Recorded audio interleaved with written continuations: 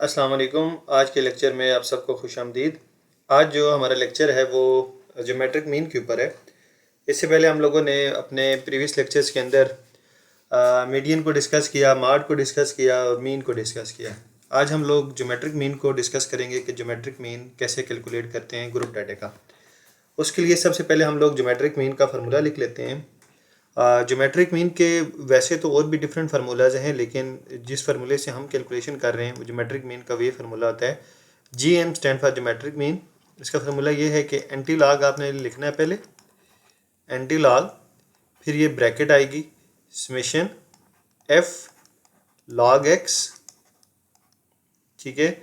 और इसको आप लोगों ने डिवाइड करना है समेशन F से, और देन यहाँ पे ये ब्रैकेट क्लोज हो जाएगी।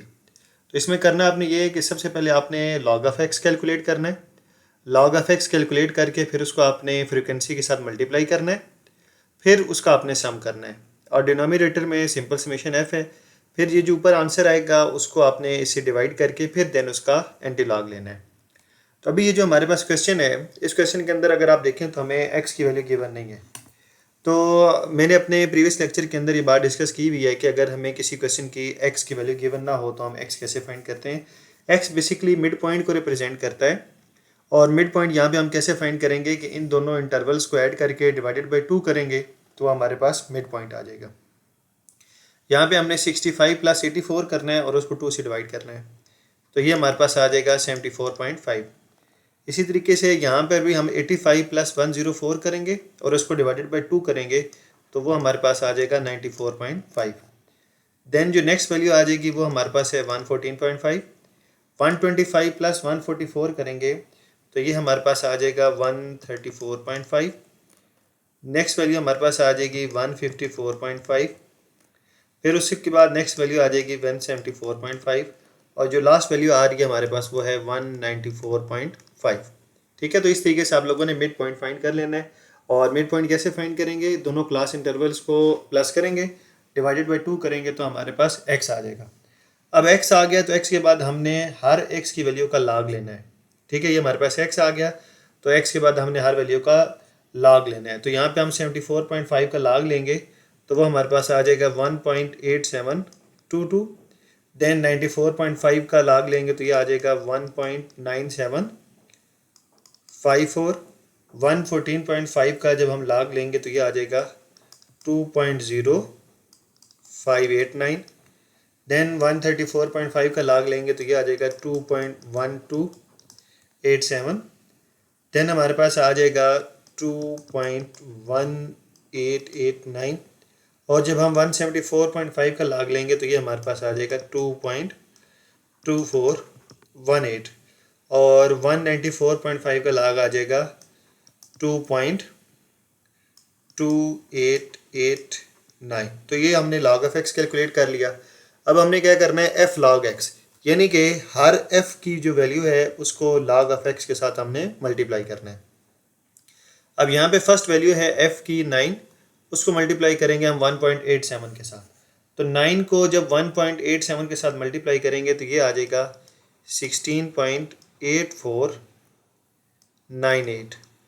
देन हमने मल्टीप्लाई करना है 10 को 1.97 के साथ। तो 10 को 1.97 के साथ मल्टीप्लाई करेंगे तो ये आ जाएगा 19.7540। देन जब हम 17 को 2.0589 के साथ मल्टीप्लाई करेंगे तो ये आ जाएगा 35.0013। देन 10 को मल्टीप्लाई करेंगे 2.218 के साथ तो ये आ जाएगा 21.2870। फिर ये आ जाएगा आपके पास, जब आपने मल्टीप्लाई करना है 5 को 2.18 के साथ तो ये आ जाएगा 10.9445।